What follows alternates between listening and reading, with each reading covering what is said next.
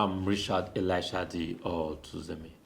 Federal High Court sitting in Abuja have nullified the Edo State Primary PDP elections ahead of the September governorship general election in Edo State. According to the Federal High Court, the party failed to comply with the rules and regulation of the party primaries during the Edo State primary elections ahead of the governorship election in the state.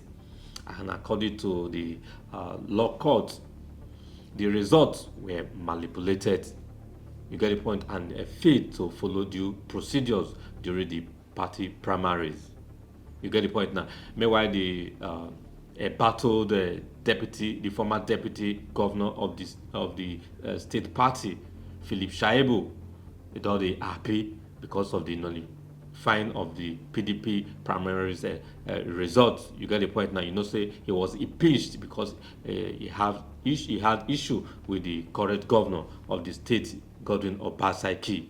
You get the point now. Now he don't come and say he knew that he will come victorious at the end of the court ruling because the party failed to follow the due process by declaring Ighodalo as the party flag bearer ahead of the 2024 September governorship election in the state. Observe how the court ruling goes and how Godwin Obaseki, former deputy governor Shaibu Philip, they declare victory in the court ruling. Cannot democracy, and it is a lesson for political parties, particularly the PDP, to learn that if you violate your constitution, you violate the electoral guidelines you have made, you refuse to listen to the wishes and aspirations of your members, there is a consequence, and that is what has transpired today.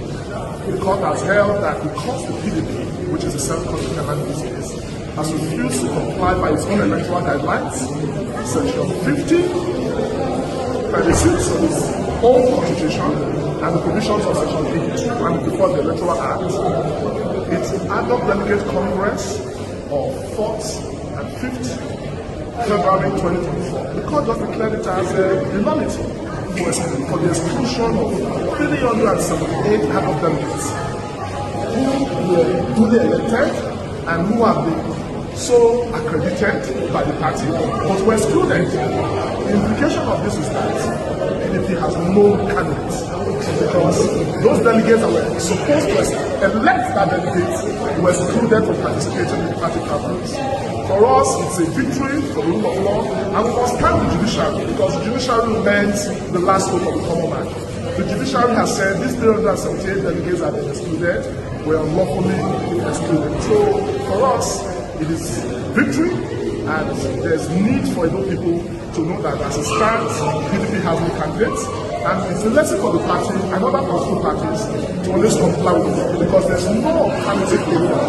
There is a former Chief Justice of Nigeria, Akanda Williams CGN, that said, in a situation where the rule of law is jettisoned, anarchy becomes so beneficial. So God forbid that we live in the state of lawlessness. We don't pray for that to happen. Thank you.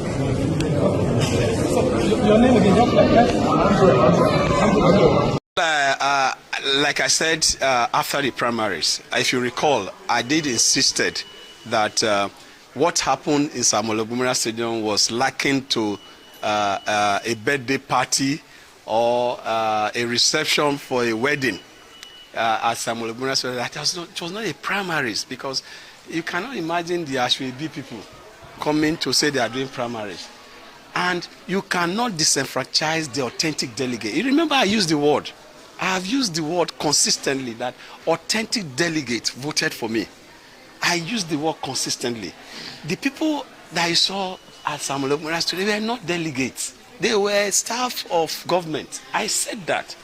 So as far as I'm concerned, this judgment is for democracy. This judgment is for Edo people, and Edo people should know that by the grace of God, together, we will take our government back from outsiders. Outsiders will not have space to rule us. We need good governance.